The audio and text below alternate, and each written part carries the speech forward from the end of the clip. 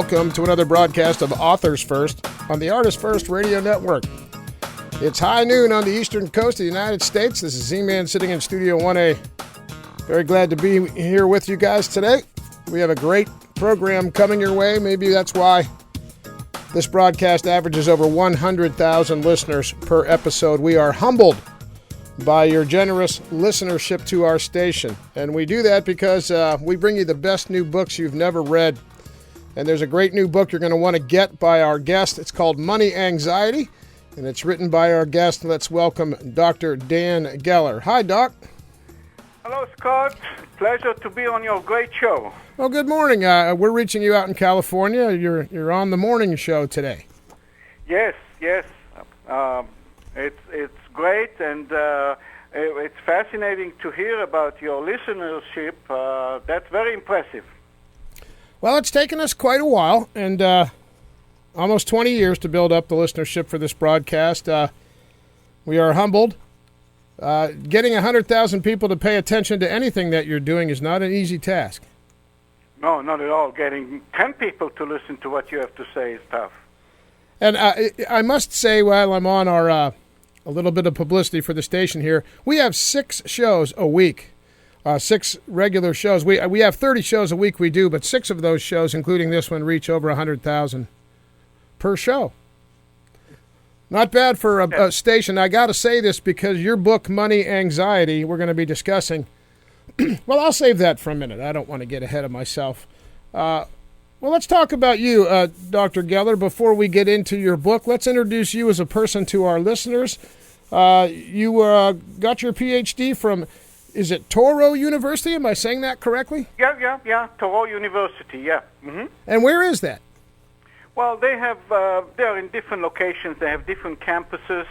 There is one in New York, actually, Los Angeles, here in Northern California, where the medical school is. So they're spread all over. Well, and folks, just a little bit of background on Dr. Geller. You may have read his articles in the Wall Street Journal, the New York Times, the Los Angeles Times, the Chicago Tribune, Credit Union Times. You may have seen him on Fox, Bloomberg, on and on. I left out many of them. You have been you've made the rounds in the publicity circles. Yeah, Scott. You see, the subject of money anxiety, or the umbrella subject of behavioral finance, is a relatively new subject. Relatively new, let's say, the last 20 years or so. And it's a fascinating topic because we are discovering things that we didn't know before about ourselves. You see, that's the fascination. We are really actually looking inside at ourselves, looking in the mirror. And now we are seeing different things, and we understand how we do things better than we understood before. Well, you are listed as an expert in behavioral finance, and I believe the one of the purposes of your book, Money Anxiety, is to uncover the mystery, as you call it, of the financial mind. Judging from my ex-wife, I don't think she had a financial mind, but that's a whole nother. She managed to spend every penny I made, but that's another program, I think. Well, that's the thing, Scott. We all do. We all behave in the same way. And as we go into kind of the more specifics about our financial behavior, you and the listeners will realize we're all in it together. We all have the same tendencies to do the same type of things and to make the same decisions, because our financial behavior starts with our physiology, with our brain, and we all share the same brain functions pretty much. So what got you started on this topic, and what made you write a book about money anxiety? So the starting point was really my curiosity. When I looked around, Scott, at how people make financial decisions, personal financial decisions, not corporate decisions, but I looked around and I noticed that for the most part, collectively, people make the wrong financial decisions. Give you two quick examples. So let's go back to the kind of the height of the last financial crisis of 2008, 2009, which was really, in essence, a real estate crisis. That's kind of at the core of the financial crisis. And you look at the decisions that people made regarding their mortgages and the equity, and it's mind-boggling. There were so many people who took on mortgages that they knew they can't afford. Now, this is not a blame game. It's not, necessarily the people's fault only. Everyone participated in this party. The people, the banks, the government, everyone was on it together.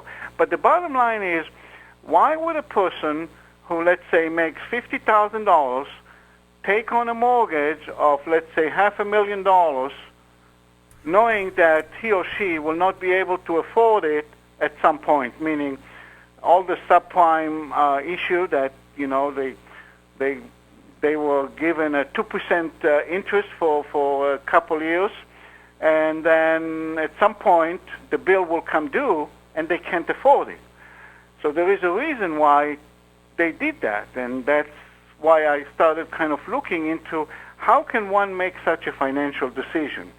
Another example is also from the same time period when the financial crisis started. People started moving the bank savings from CDs into what we call liquid accounts, checking, savings, and money market, because they are liquid, because you can withdraw them at any time. This was the wrong financial decision. It cost them a lot of money, but it gave them this feeling of instant accessibility to the funds, which is a false type of feeling, because any amount in the bank in any account, you can withdraw it. But that's part of what kind of drew me into this subject. Why do people make wrong financial decisions? And that's how I started this journey of exploring how we make financial decisions. And what I discovered is fascinating, and that's what I basically describe in the book Money Anxiety, how the process goes from our physiology through our psychology and ends up with our behaviorology. Well, I know you said you didn't want to put the blame, have a blame game here on this broadcast, but I've got to take just a minute. I think, what do you call 500 bankers at the bottom of the ocean? A good start. The financial industry in this country is shameful. Bankers turned into predators. We had robot signings. We had people kicked out of their homes that they weren't delinquent on their mortgages. Billions of dollars were paid by financial institutions in this country. And how many of those people went to jail? That's right, none of them. When Wells Fargo was busted for laundering almost $1 billion for the drug cartels, how many Wells Fargo executives spent one day in jail? None of them. Until we have accountability in the financial world, until we start putting some of these bankers in jail for ruining the lives of tens of millions, if not hundreds of millions of people around the world, I think there should be a blame game. I think we should line up some of these people in front of a firing squad. I'm sorry, but I had many of my friends where their retirements were ruined. Their lives were ruined because of these SOB bankers, who, the same banker that you were just talking about, that would bring you in and talk you into this loan and tell you could afford it and hide the fact that this is going to turn into a balloon payment down the road and you're going to be financially ruined so they could make fat commissions. I don't know. I don't think we should let the bankers off as easy as this country has. Scott, I really separate cause and effect. So again, from my research, the cause was pretty much everyone was on it together. So yes, the bankers, and yes, the various government entities, they were on it together. And of course, the actual, the consumers, they were on it together. Now, as far as the effect, yes, everyone enjoyed the party, but when the music stopped, only the consumers were left lying down on the floor because governments, they don't run out of money because they can always get money from us.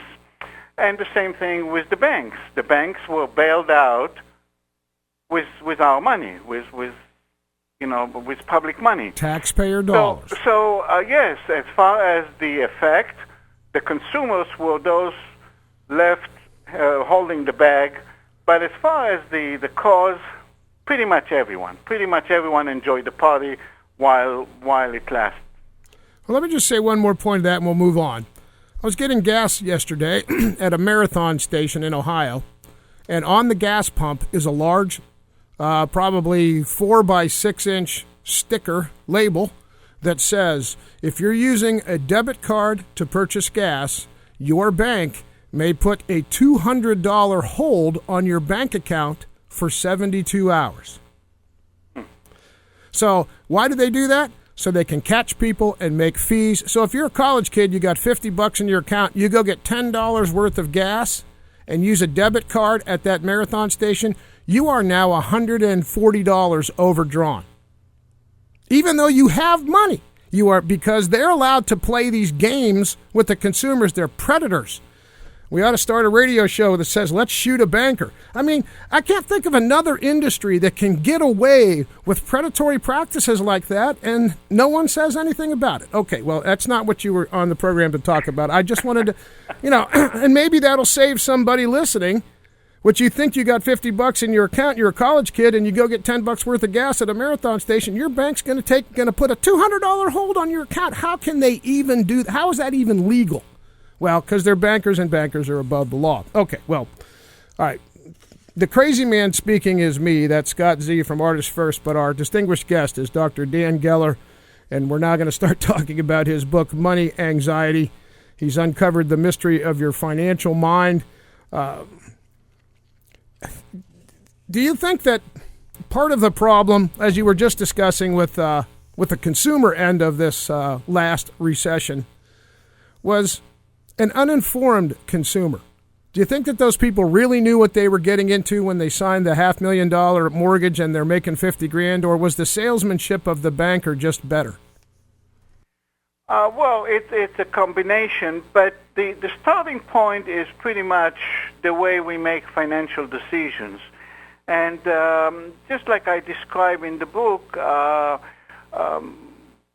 brain research pretty much shows us that we have, three major functions in our brain.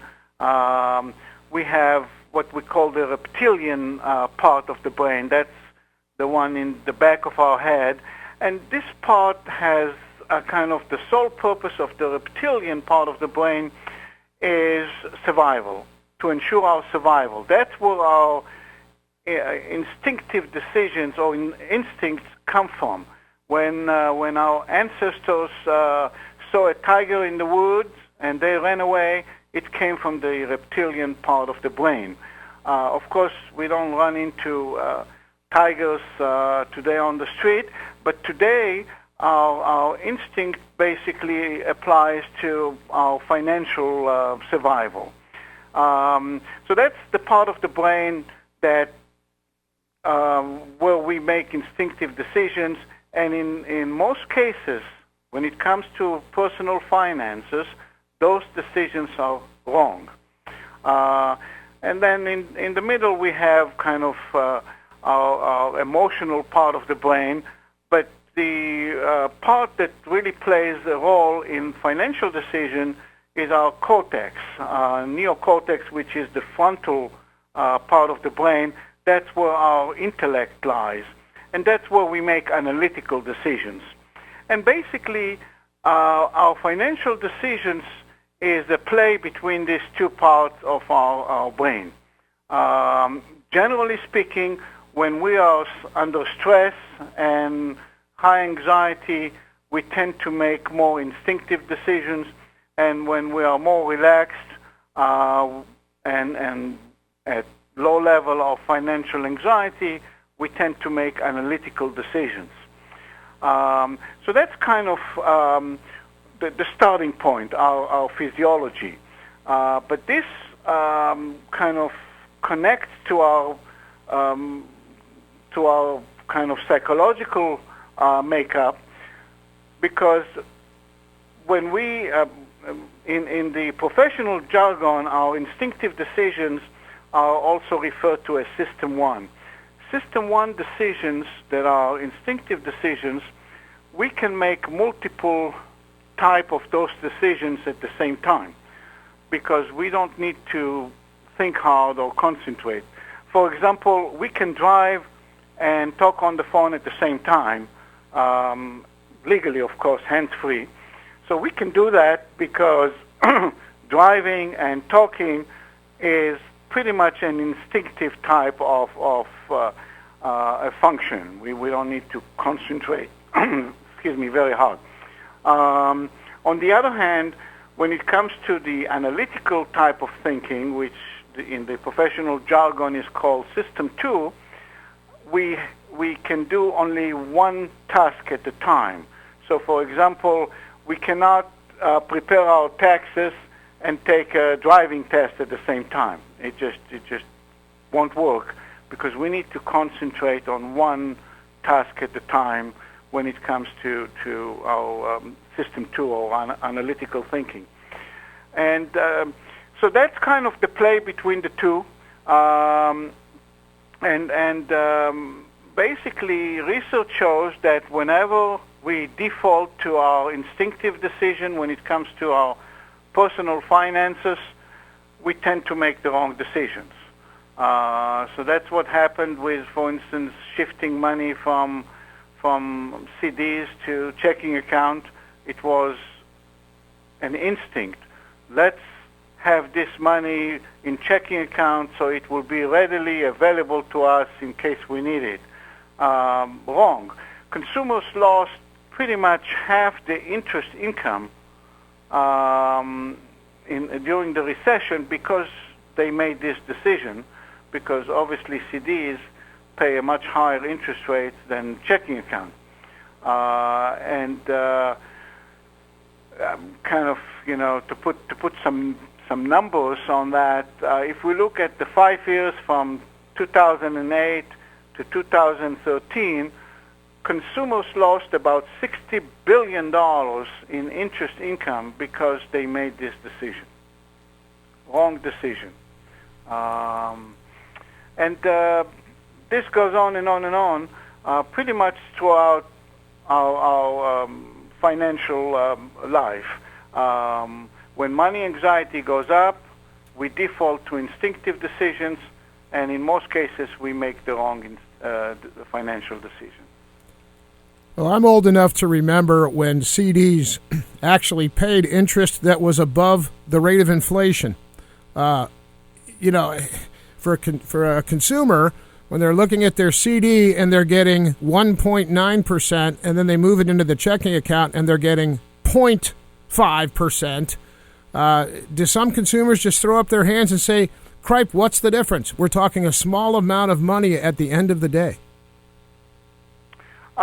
Yes, you're absolutely right. Although it's the same effort to leave the money in CDs as to have it in checking account. The shift occurred basically because of the instinct.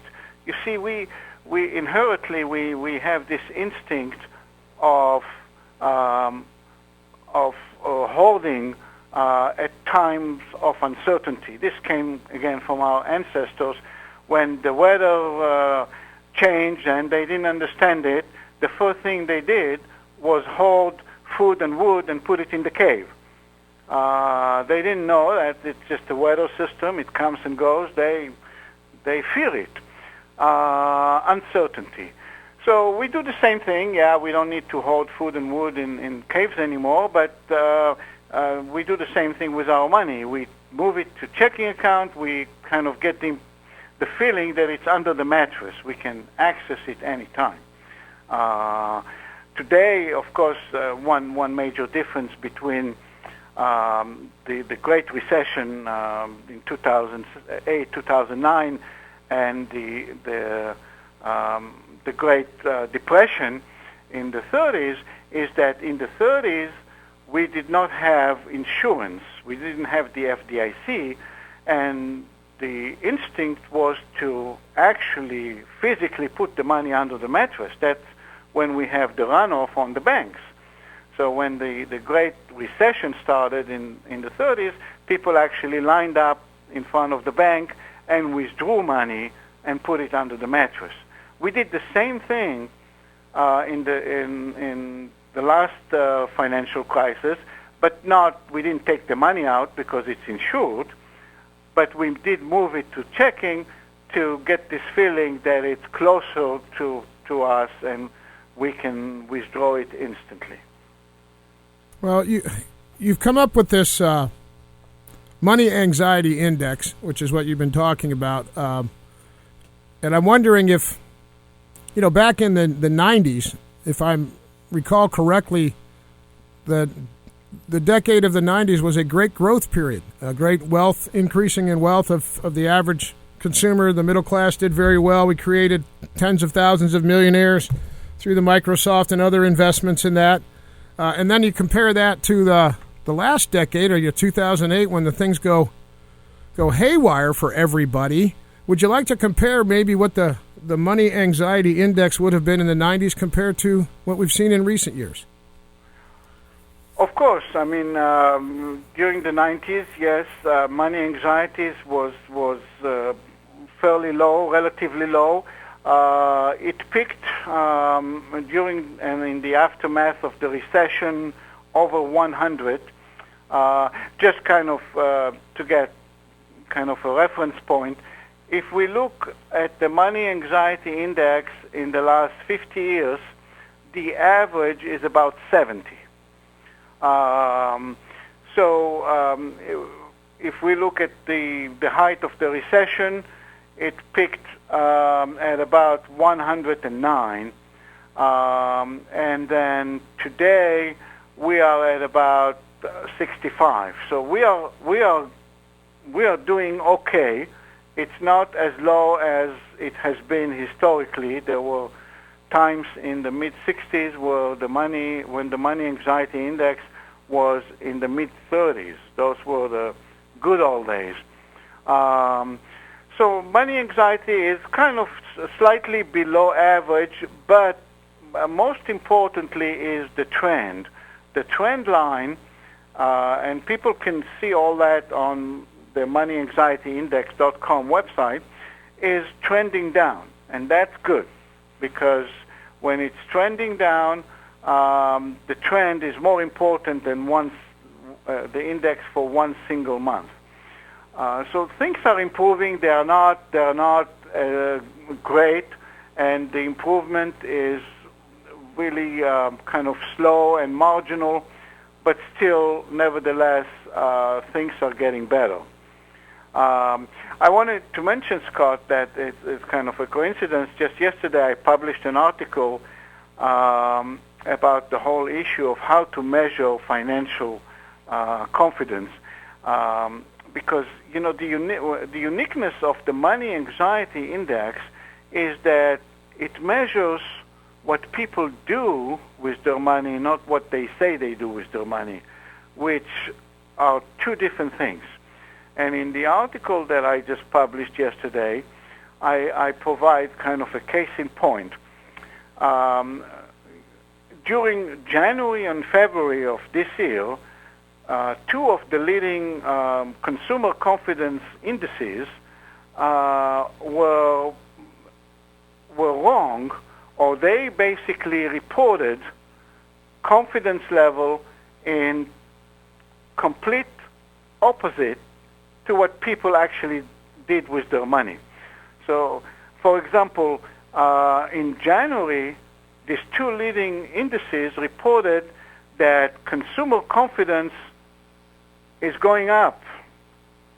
But when you look at consumer consumption for that month, for January of this year, it went down. That's a paradox. Cannot be. Consumers who have higher level of confidence are going to spend more, not less.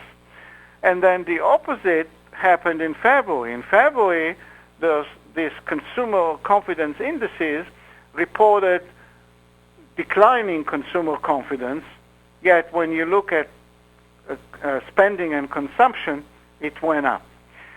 And the reason for that is that all those consumer confidence indices are based on surveys. They either call people or send them, a questionnaire through the web, and they ask them, how do you feel about the economy? Is it better? Is it worse? And whatever answers they get, they analyze, and that's the index. But clearly this is very, very subjective, and it depends how the person feels that morning when he or she answers the question. If they got a raise yesterday, they'll say the economy is great. If they lost their job, they'll say the economy sucks. So it's not really objective, it's subjective. And that's why they get it wrong. The money anxiety index is different. We don't ask people, we just observe what they do with their money. And that's why it's so much more reliable and accurate. And of course, in January and February, the money anxiety index got it right. In January, when consumers reduced their spending, it did show an elevated level of money anxiety. And in February, when consumers increased their spending, it did show a decrease in level of financial anxiety, right on the money. Well, you've hit a home run there. Folks, if you're just tuning in, that's Dr. Dan Geller. He is the author of Money Anxiety. The website is moneyanxiety.com. Excuse me. You can get to the moneyanxiety.com index by linking through there. It's available through the moneyanxiety.com links, which we also have on our homepage. And if you're listening to this as an archive, the link is right next to the archive link. We always want to make it easy for you listeners to find the materials that we have for our guests. Now, there's an interesting a quote from the Money Anxiety website I read, which says, "Why do we hate to lose more than we love to win?" Please explain that. Okay. Yeah, that's one of my favorites. And you see those, like I mentioned earlier, Scott, that the whole topic of behavioral finance, again, it's relatively new compared to other disciplines, but it's fascinating because we are learning so much about ourselves. So the whole issue of why do we hate to lose more than we like to win comes from the way winning and losing impact us. So what research shows is that the emotional impact of a loss is greater than the emotional impact of winning. And this is definitely documented in the scientific literature. One of the, kind of fathers of behavioral finance is Nobel Prize laureate Daniel Kahneman. And he and Amos Tversky, basically, they wrote what we call prospect theory, which is the prevailing theory today on this subject. And basically what prospect theory says is that the impact of a loss is twice as much, the emotional impact of a loss is twice as much as the emotional impact of a win. So I'll give you kind of a simple example with numbers. Let's say that you have a 50-50 chance of winning money. Let's say you have a 50-50 chance where you can where you can lose $100. The question is, how much do you need to win in order to take this 50-50 chance to lose $100? According to prospect theory, the amount is twice as much, $200. So if one will come to you and say, Scott, here is the deal, 50-50 chance, you can lose 100 or win 200, you might, chances are you'll take it, or the average person will. Now, my research shows that that is correct, but only under normal levels of money anxiety, and that the multiplier, or the ratio between winning and losing, is dynamic, and it changes with the level of money anxiety. In other words, when our level of money anxiety is high, then the multiplier is higher. We would expect to win more than the amount we are potentially could lose when our level of money anxiety is high as 4 times. So if we take the same scenario and we say, if you have a 50-50 chance of losing $100 or winning, what would be the winning amount that you will accept? And the answer is, if our money anxiety is high, let's say if this question is asked during the financial crisis, then most people will say $400, 4 times. They are willing to take this 50-50 chance of losing 100 if the winning amount is 400. And vice versa, in times of very, very low money anxiety, it's basically 1, meaning people will be willing to take a 50-50 chance of winning or losing $100 if times are good and money is flowing. So basically that's the reason. The reason is that the emotional impact of a loss is greater than the emotional impact of winning, and that the level of winning and losing, or the amount of winning and losing, varies with our level of money anxiety. That's the reason we hate to lose more than we like to win. Well, and we're talking the average consumer here, right? I mean, Warren Buffett, he may take that bet on a different ratio of win-loss because for him, losing money, well, it's probably rare for him personally, but if you have lots of excess cash, then it's not much anxiety if you lose some compared to the consumer many who live, paycheck to paycheck. It can be devastating. Do you think that sometimes consumer anxiety with the money anxiety index as it gets high for consumers is because the higher it gets, the more desperate some consumers get? Desperate in the sense of their financial decisions? Well, they default to their instinctive decision. And the instinctive decisions, like we said earlier, typically are the wrong decisions. So they panic. Yes, people panic. In high level of money anxiety, people panic. And that's kind of part of our physiological makeup. We panic, and we act instinctively. And right or wrong, we really, this is our makeup. This is what we were kind of trained to do since day one because of danger, survival.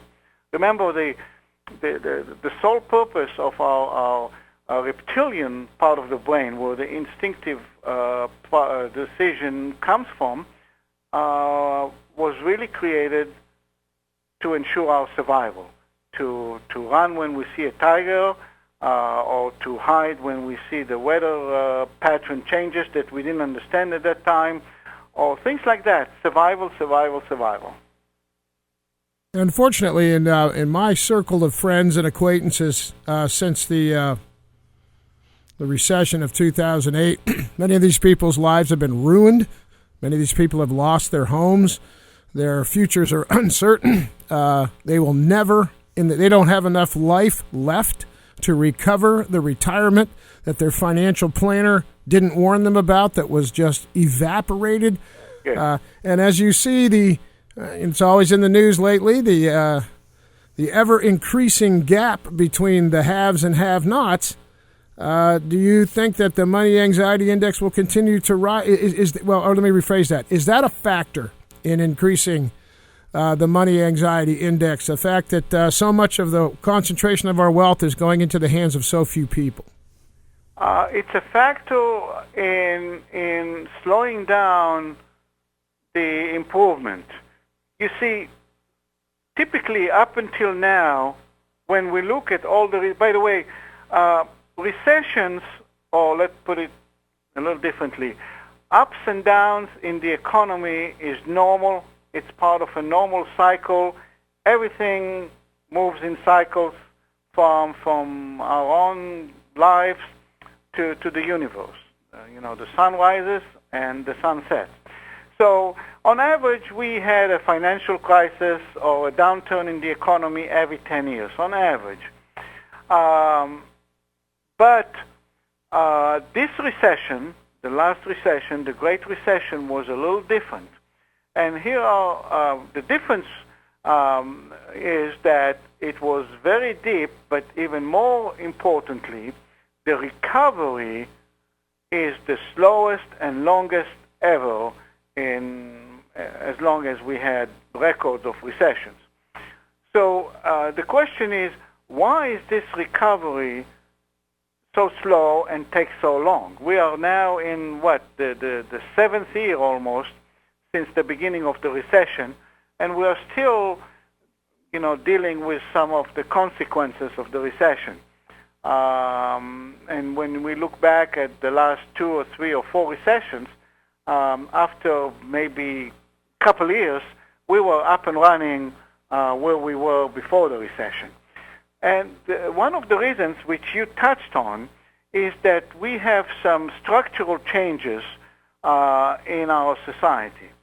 One major change is that is demographics. America is aging.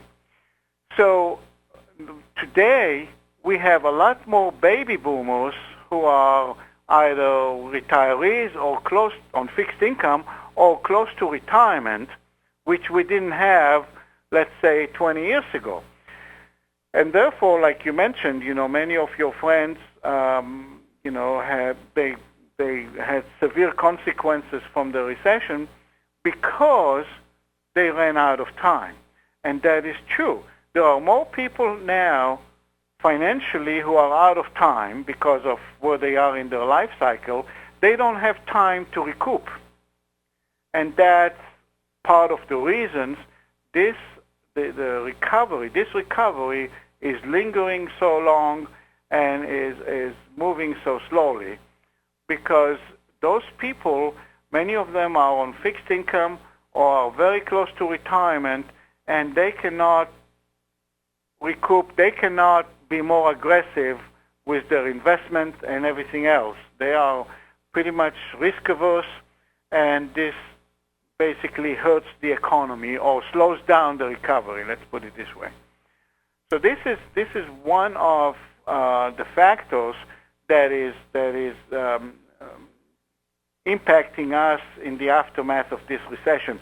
Another one, Scott, is a structural change, not so much in society, but more so in what this country is as far as what do we produce.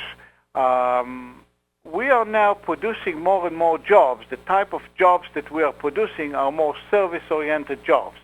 If you look at the new jobs that are coming on board, many of them are in the service sector, not in manufacturing. We are manufacturing less and less in this country. A lot of it goes overseas for obvious reasons.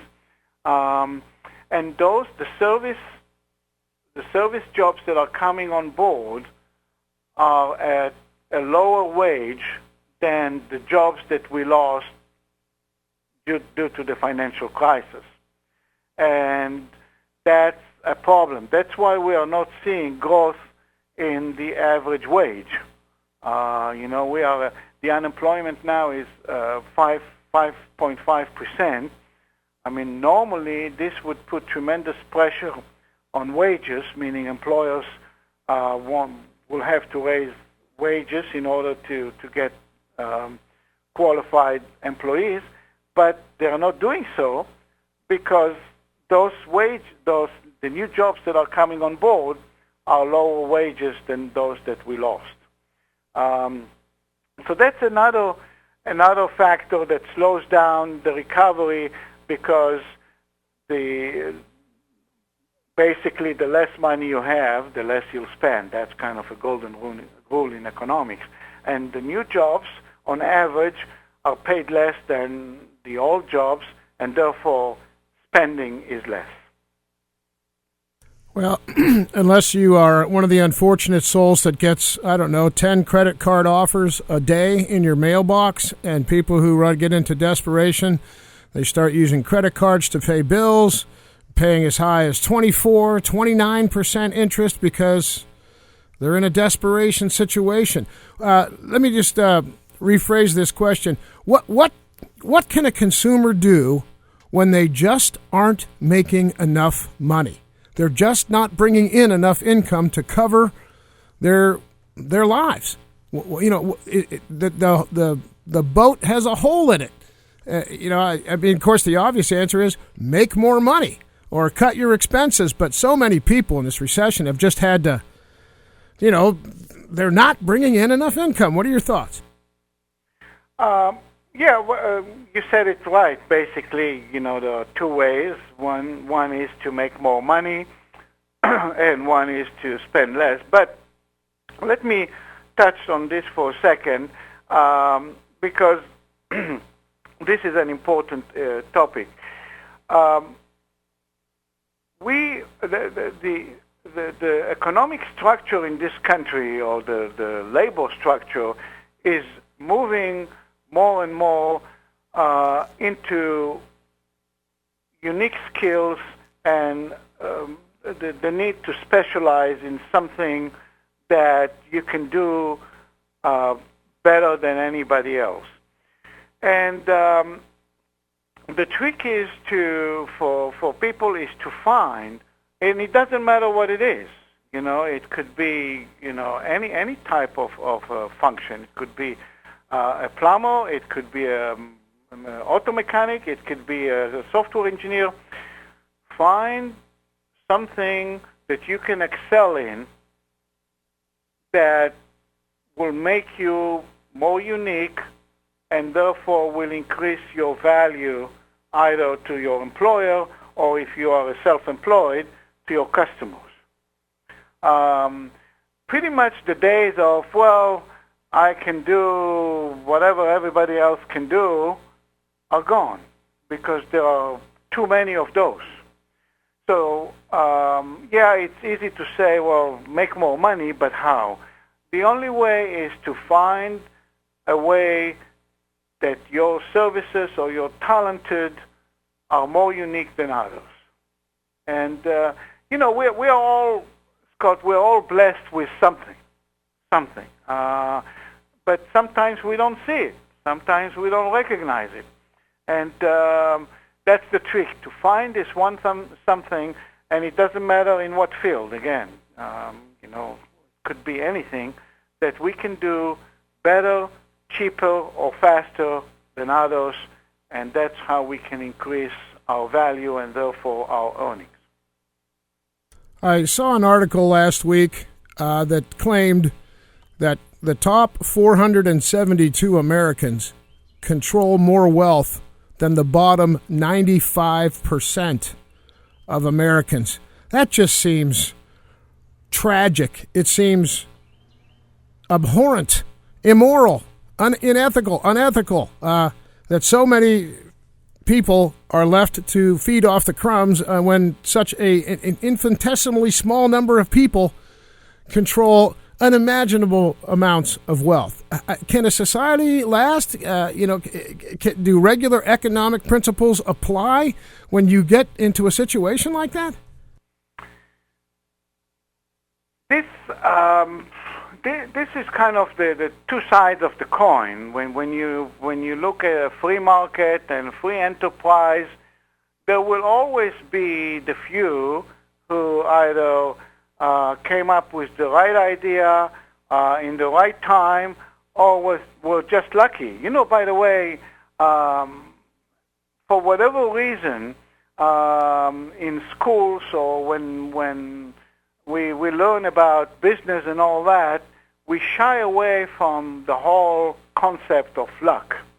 But if you read the literature and research, and some of the most prominent researchers in this field would tell you that in many cases it is luck. In other words, you can take two cases of two individuals or two companies, same talent pool, same everything. One makes it, one doesn't. Well, sometimes it's luck. So, yes, in a free market environment, there will be some who will make it and some who won't make it as much. The trick is how to create an environment that all boats will rise with the tide, and that's where kind of the question lies, how to do that. But definitely the answer is not, let's cartel the top, and this would be the answer. If you cartel the top, all boats will sink. The trick is, how do you make all boats rise on this tide? And that's a challenge. It's a challenge. Well, and looking at the income gains over all classes over the past 20 years, as many reports demonstrate, 90% of the income gains go to 1% of the population. And I like to liken that to the following scenario. There's a wedding, and there's 100 guests, and they cut the cake into 100 pieces, one piece for each of the guests. And the first guest goes up. He's part of the elite, and he takes the first 40 pieces because that's his percentage, leaving 50 pieces behind for the other 99 people to share.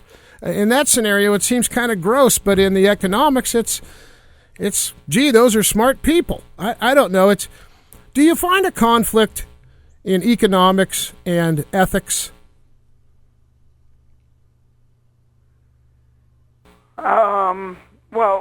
Economics is economics, and ethics is ethics. The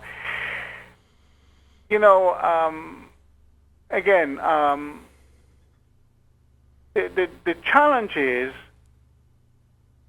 how to create a more, let's say, an environment that everyone benefits without carteling those who, made it up to the top. Because if you do that, everybody will sink. That's the thing. That's the risk. I mean, we have seen all the great experiments with communism fail. It failed because of that. There was no incentive for anyone to excel. Everybody kind of were mediocre. Let's just do our job and go home, and it failed. So our system obviously produces tremendous successes and tremendous wealth. And the question is, okay, how to make everyone benefit from it? And I think there are some attempts to look at that. I live in the Bay Area, and I see the people who work here for Google and Twitter, and I'm telling you, the wages that they get and the benefits that they get are second to none. second to none. It's a luxury to work for those companies. So Google and Twitter and Facebook are highly successful companies, but even those who work for those companies, aside of course from the stock option and everything else, are enjoying the fruit of this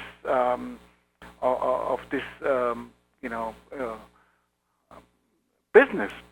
So yes, there are ways to do that. Not in every industry, not in every business, not everyone can afford it. But from what I see, at least in this sector, the wealth is being shared. I might disagree with you on that, but my son's a software engineer. He's in his early 30s, and he's doing very, very, very well. He's not struggling in any way, because that, like you say, those certain types of the economic sectors are working very well for some of those people. I was talking to a friend of mine who's a vice president of a large banking chain. I won't mention the name, and this isn't anything other than just a statement, but he said to me, he goes, "You may not realize this, but our top three business accounts deposit more money in our bank annually than all of the consumers do combined. All of the consumers combined. And they have hundreds of thousands of consumers." Now, assuming that was a correct statement, no wonder the banking industry is far more interested in the business sector than they are in the consumer sector. Do you think, first of all, that's an accurate statement? I don't know, because I don't know the specifics, so I can't comment on that. But in general, I can tell you that banks are more interested, not just more interested, but they have to go the other way around. They are going more after consumer money, consumer deposits, than business deposits, because consumer deposits are more stable. You see, especially now after the financial crisis, where we have the Dodd-Frank regulations and Basel III regulations, banks have very, very strict liquidity guidelines, meaning it tells them how much money, in relative term, how much money in deposits they have to have in the bank for every dollar that they are lending out. And not just that, but what type of liquidity, where is the money coming from? And the most stable type of liquid account or deposits, of deposits, is consumer deposits, for a couple reasons. First, on average, it comes in smaller increments. And therefore, if one or two withdraw their money, it will have a negligible impact on the overall picture. But as you said, your friend was mentioning about large corporate accounts. If one of those companies goes under for whatever reason, and the money is gone, it will have a tremendous impact on their liquidity, and they can really default. They can go under the guideline, and when they do, the FDIC can step in and take over the bank. You know that? Yes, that's a very good point you're making, of course, yes. Yeah. No, I would say, generally speaking, banks and credit unions, which credit unions are, by default, are more consumer-oriented than business, very little business. But banks are pretty much, they prefer consumer-based deposits for that reason, and there are other reasons, because when you have a relationship with a consumer, you really have a customer, because you can try and sell them an auto loan or personal loan or or other product. But the primary reason is the stability of the money in the bank. Well, folks, if you're just joining us, that's Dr. Dan Geller. He's the author of Money Anxiety, which is available. Where is it? Let's tell everybody where they can pick up a copy of your book. Scott, the short answer is everywhere. Excellent. It's on Amazon.com and on Barnes & Noble, iTunes Store, Google Play, pretty much everywhere where books are sold, you can find Money Anxiety. I imagine I know the answer to this question, but was there a target audience you were writing this book for? Yes and no. I mean, people who like the whole mystery of the financial mind and behavioral finance and psychology, they will definitely enjoy it. But you know what? I think that pretty much everybody will enjoy taking this journey, and it's like looking at yourself in the mirror, like saying, I want to understand how I make my financial decisions and why. So I think this will be a worthwhile journey for pretty much everyone. Well, and folks, no one knows what the future holds. Hey, I'm reminded of a quote I heard from a comedian that says, "Why did God make economics people? To make the weathermen look good." I don't know if that's true or not, but yeah, there is some truth to it. There is, they are both difficult to predict, or let's put it this way: they are both as unpredictable as it comes, because things change, and we are limited in our capacity to look forward too long and too much. Well, of course, you don't have a crystal ball either, but would you like to make a prediction on the Money Anxiety Index? Do you believe it will trend up or down over, say, the next 10 years? Oh, I would never go that far. I can tell you that based on the trend line, we are improving. So I can say in the next few months, looks like things will get better. But beyond that, no, I couldn't. The only long-term prediction that I can make with 100% certainty is that we will go through those cycles of up and down in the economy, no matter what. So at some point, we'll have another downturn, and after that, it will pick up, and that's the way it will go until the end of days. I may be inaccurate in this statement, but I see the economic downturn that we just experienced, it's beginning in 2008, a direct result of unmitigated greed of people in the financial industry. The robotic signings, the sucker loans, they turned on people. I mean, when I just see the financial industry, not all of it, of course, but much of it was very predatory towards the consumers. They got their money, then they turn around and sell those loans. Now it's somebody else's problem, and they're cashing in. Wouldn't it be nice if the financial industry was actually on the side of the consumer, not predators? Is that a skewed view of just my view of the world? Again, it's from what I have seen from my research, everybody was enjoying this party, Scott. Everybody was enjoying this party. The thing is, when the music stopped, some left, and some left the party, and some left to hold the bag. That's the bottom line. And yes, those who were left to hold the bag are the consumers. A friend of mine who's an attorney, he works for he works for a larger firm, and what he was doing back in the early 2000s was repossessing homes and repossessing businesses who had failed. And I remember him being over at my house one time telling me, this has got to come to an end. There's going to be a huge problem down the road, and no one's paying any attention to it. And he was spot on.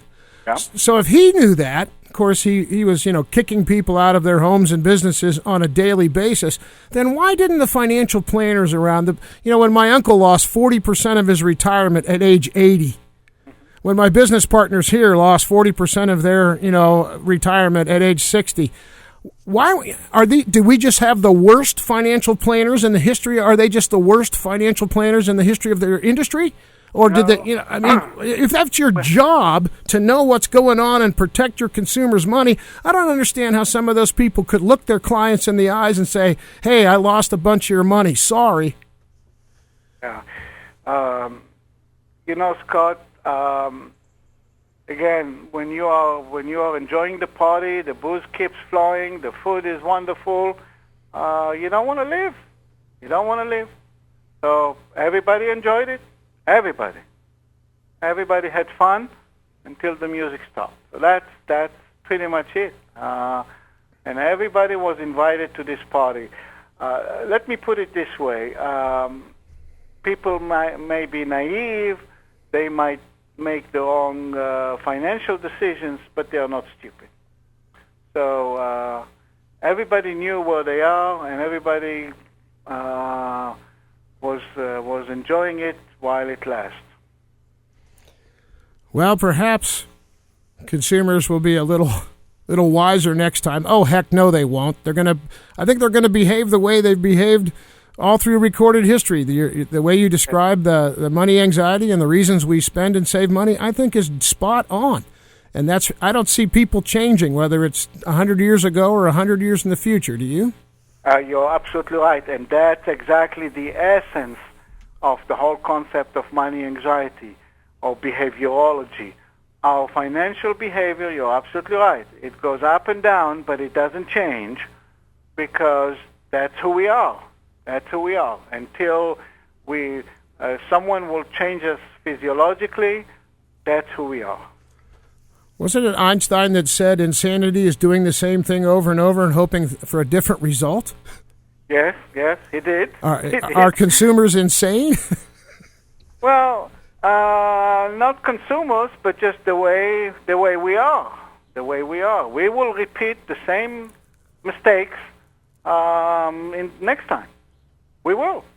Otherwise, why do we go into those troubles on average every 10 years? That's the way it is. That's who we are. So, but the trick is, not to chase the impossible and try and change us. We can't change us. But if we understand better who we are, maybe we can mitigate a little bit of our behavior. And it can be very helpful to the listeners when they read Money Anxiety and learn more about how they make financial decisions, why, and try and kind of be aware of it when the time comes to make a financial decision. Well, congratulations. It's an exciting new field, behavioral finance, the Money Anxiety Index. It's and using scientific principles to come up with these things. It's exciting. I'm surprised someone hasn't done this earlier. Yeah, me too. Well, I mean, I meant that in a compliment. That thank goodness you were able to put all these thoughts together into a cohesive scientific endeavor. We've discussed a lot of things on this broadcast, folks, and you're welcome to download the archive and listen to it as many times as you like. But Dr. Geller, for someone who hasn't heard the entire broadcast and all the topics you've discussed about behavioral finance and the Money Anxiety Index, what piece of advice would you give? Somebody comes up to you on the street and says, Dr. Geller, what can I do better as a consumer to keep my money anxiety low? What would you tell them? The one thing that I tell everyone and I would tell them is, first, you have to understand who you are as far as financial decisions. So read the book and just understand where those decisions come from and what are the consequences. And then when it's time to make a decision, be aware of that. Don't panic.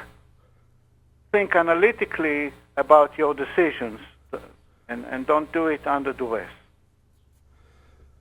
Well, Dr. Geller, it has been a pleasure to have you on our station. It's a fascinating topic that before this interview, I really hadn't given this a whole lot of thought, and you've really been able to focus this issue for me and hopefully a bunch of our consumers out there who will take your advice and do better.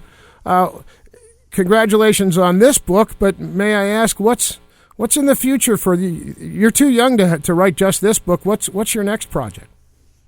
Well, the next stage is to get this book in the hands of as many people as possible, because I really think that we can make our contribution to society and to the economy, as far as my part, is by spreading the word and educating people about their financial behavior. That's really kind of what my goal is. My ultimate goal is to make as many people aware of how they make decisions, how does it work, and how to manage their financial decisions a little better next time. So that's my kind of my long-term goal, talking to people like yourself and to audience like your audience and everyone who would like to learn more about the financial behavior. Well, Dr. Geller, thank you so much for letting us take up. In fact, we've run a little bit over. I hope I didn't infringe on your schedule for today. It's been a pleasure having you on the station, and we are here to help you get the word out about this book in any way we can. Anything at all our station can do to help you, we are at your disposal. Thank you, Scott. It's been a pleasure. And thank you very much, and thank you to the wonderful audience that you have. And I appreciate the opportunity. The book is Money Anxiety. The author is our guest, Dr. Dan Geller. It's available everywhere. MoneyAnxiety.com is the website. Get out there and get your copy, everybody. And thanks for tuning in to this installment of Authors First on the Artist First Radio Network. Have a great day, Dr. Geller. Thank you, Scott. You too. Bye-bye.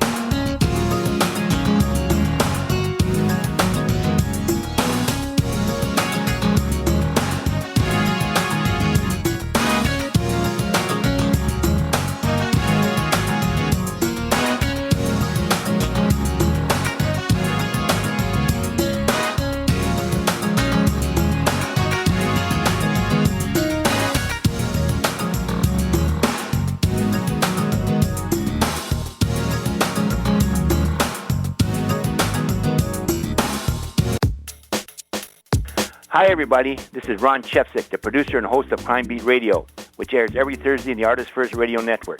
I am also the publisher of Strategic Media Books, which publishes the best in crime fiction and nonfiction. We are proud to announce the publication of George Hassett's Gangsters of Boston, the first comprehensive account of 3 centuries of thug life in the city where America began. In chilling new detail, veteran Boston journalist George Hassett reveals the city's legendary crime stories. From Prohibition to how the Kennedy family made its money, to the Irish Gang War, to the life and times of the infamous Whitey Bulger. Gangsters of Boston is easy to get. The book is available at Amazon, Barnes & Noble, your local bookstores, and at the publisher's website. The book is also available in ebook format. For further information on the Gangsters of Boston and other great books, go to www.strategicmediabooks.com. We hope you enjoy Gangsters of Boston.